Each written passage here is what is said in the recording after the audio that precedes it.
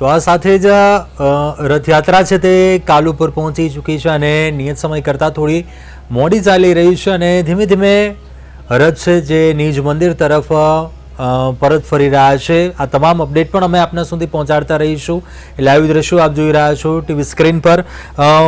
હાર્દિકભાઈ જોશી, આપણે જે વિષય પર વાત કરી રહ્યા હતા કે અત્યારના સમયમાં સમાજને, સોસાયટીને એક સંદેશ આપવો હોય કોઈ કે ભગવાનના જીવન ઉપરથી પણ કોઈ એવું પ્રેરણા લઈ શકાય, એ બાબત શું હોઈ શકે આપના મતે? ભગવાનનું જીવન પણ ઘણું એ ઉતાર ચઢાવવાળું, એ સંઘર્ષવાળું રહ્યું હતું, તો કઈ એવી બાબતો હોઈ શકે આપના મતે? જી બિલકુલ. ભગવાનનું જીવન ઉપરથી જો કોઈ ઉપદેશ લેવો હોય તો તમામ ભક્તોએ એ ભગવાનના દર્શન કરવા અને દર્શન કરી પ્રસાદ લેવો, ભગવાનના મંદિર જવું, આ બધી જ વસ્તુઓ દ્વારા પરમાત્મા ખુદ એ દરેકના જીવનની અંદર એક સંદેશ એક આપે છે કે વર્ષમાં એકવાર દરેક વ્યક્તિ એ વર્ષમાં એકવાર મંદિર જતો હશે, અને પરંતુ પરમાત્મા સ્વયં એ મંદિરમાંથી બહાર નીકળી અને આખા નગરની એ નગર યાત્રા કરી રહ્યા છે કે તમામ પ્રકારનો અહંકાર, તમામ પ્રકારનું અભિમાન, મોહ, આ બધી જ વસ્તુઓનો ત્યાગ કરી અને શરીરની અંદર એ શારીરિક પીડા જે ભગવાનને આંખ આવી એ વાત કરી કે નેત્રોત્સવની વિધિ થાય છે મંદિરની અંદર, અને રથયાત્રા પૂર્વે પહિંદ વિધિ પણ કરી અને ભગવાનને નગરયાત્રા માટે લઈ જવામાં આવે છે. તો એ જ વસ્તુ અહીંયા ભગવાન ઉપદેશ આપી રહ્યા છે, દરેક વ્યક્તિઓએ ગ્રહણ કરવા જેવો છે કે પરમાત્મા પણ જો જીવનમાં વર્ષમાં એક વખત આ બધી જ વસ્તુઓને મૂકી મંદિરમાંથી બહાર નીકળી અને પોતાના સરસપુર એટલે કે મોસાળ માસીના ઘરે, મામાના ઘરે એ આવતા હોય છે.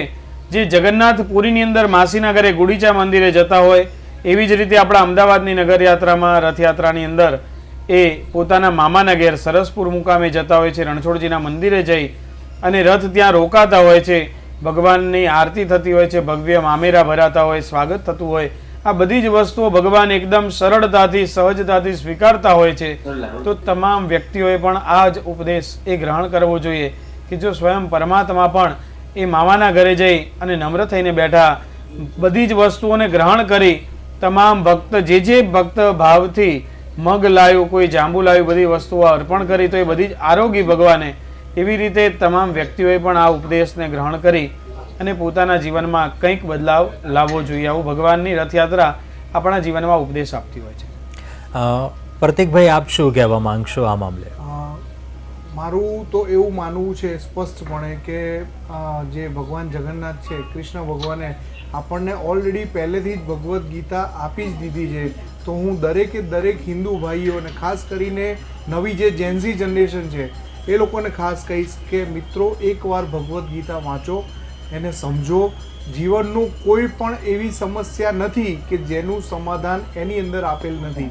તો હું કરબદ્ધ હાથ જોડીને બધાને વિનંતી કરું છું કે એની અંદર કૃષ્ણ ભગવાને બધી વસ્તુ કહી દીધી છે. જીવનનું અર્જુનને ઉદ્દેશીને એક એક વસ્તુ, એક એક સમસ્યા, અને ખાસ કરીને આજની મોડર્ન સમસ્યાઓ જે છે એનું સમાધાન પણ આજથી 5000 વર્ષ પૂર્વે તે કૃષ્ણ ભગવાને આ ભગવદ્ ગીતામાં આપેલું છે. તો મહેરબાની કરીને બધાને હું કહીશ કે તમે વાંચો, સમજો અને એને પોતાના જીવનમાં ઉતારવાનો પ્રયત્ન કરો. તો આપણે એવું માની લઈશું કે આજનો આપણો જે આ રથયાત્રાનો જે આપણે આટલો સરસ જે એપિસોડ કર્યો છે તો એ સાર્થક થશે. તો મારી આજની આ યુવાન પેઢીને આ જ ખાલી રિક્વેસ્ટ છે કે તમે ભગવદ્ ગીતા એકવાર જીવનમાં વાંચો અને એને સમજવાનો પ્રયત્ન કરો. તો આપણે એવું માનીએ કે આજની આપણી આ રથયાત્રા સફળ થઈ અને શ્રી કૃષ્ણને આપણે સમજી શક્યા. હાર્દિક વ્યાસ, આપનું શું માનવું છે? જી બિલકુલ. પ્રદેશ 24 ગુજરાતીના તમામ દર્શક મિત્રોને રથયાત્રાના પાવન પર્વ ઉપર હું એ જ સંદેશો આપવા માંગુ છું. હું જીવનમાં બહુ દ્રઢપણે માનું છું. મેં અગેન પહેલા કીધો, ભાગવતજીનો 18,000મો શ્લોક, નામ સંકીર્તનમ યસ્ય સર્વ પાપ પ્રણાશનમ પ્રણામો દુઃખ શમનમ સ્તમ નમામિ હરિમ પરમ.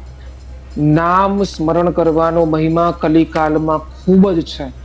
જ્યાં સમય મળે, ફોર એક્ઝામ્પલ કે તમે ઓફિસમાં છો અને તમને અડધો કલાકનો બ્રેક મળ્યો છે ને અડધો કલાકમાંથી તમારી પાસે 10 મિનિટ પણ જો શેષ બચેલી છે તો એ સમયમાં પણ નામ સ્મરણ કરો. કારણ નામ સ્મરણ કરવાનો ફાયદો શું છે ખબર છે? કે તમારે ચોક્કસ સ્થાનની જરૂર નથી પડતી, ચોક્કસ આસનની એમાં તમારે જરૂર નથી. મંદિરની સામે કે ભગવાનની સામે બેસવું એ જરૂરી નથી.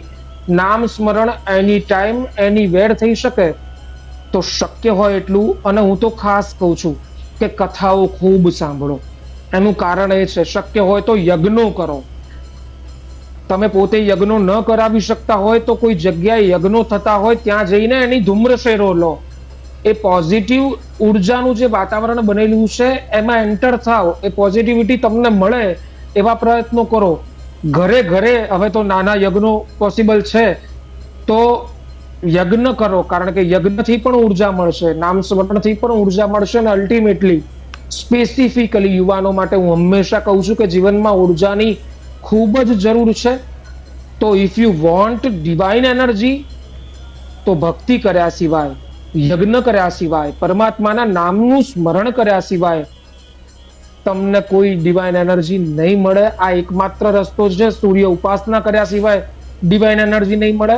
તો આવો સાથે મળીને જીવનને પહેલા તો ઉત્સવ બનાવીએ, એમાં પરમાત્માની ભક્તિના રંગો પૂરીએ અને આપણી સાથે જોડાયેલા જેટલા લોકો છે તે બધા યેન કેન પ્રકારે ખુશ રહે, એમના ચહેરા પર સ્મિત રહે, એમના જીવનમાં આનંદ રહે, એ લોકો રાજી રહે એવા પ્રયત્નો કરીએ. અને હું તો બહુ સ્પષ્ટ વાત કહું સાહેબ, શુદ્ધ ગુજરાતીમાં, કે કદાચ ભગવાનના મંદિરે આંટો મારવાનો ન થાય ને ભગવાનના દર્શન કરવાના ન થાય ને તો ન જતા, પણ કોઈને નડતા નહીં.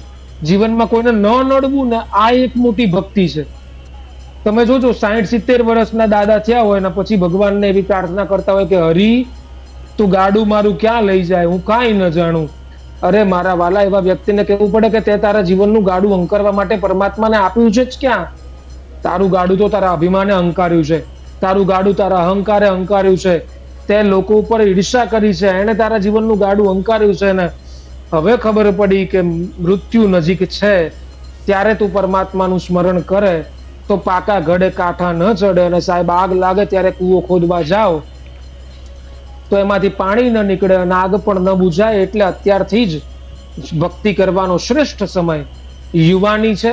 આવો ભક્તિ કરીએ અને જીવનને પરમાત્મામય બનાવીએ. એ જ હાર્દિક વ્યાસનો પ્રદેશ 24 ગુજરાતીના દર્શક મિત્રોને અષાઢી બીજના પાવન પર્વ ઉપર એક મોટો સંદેશ છે. જી ચોક્કસથી હાર્દિક વ્યાસ, હાર્દિકભાઈ જોશી અને પ્રતિકભાઈ શુક્લા આપા વિશેષ ચર્ચા દરમિયાન જોડાયા અને અભિપ્રાય આપ્યો. ખૂબ ખૂબ આભાર આપ તમામનો. અને હાલ રથયાત્રાની જ અપડેટ આપના સુધી પહોંચાડતા રહીશું. કાલુપુરથી આગળ વધી રહી છે રથયાત્રા અને નિજ મંદિર તરફ પરત ફરી રહી છે. તમામ અપડેટ મેળવતા રહીશું આ પ્રદેશ 24 ગુજરાતી પર.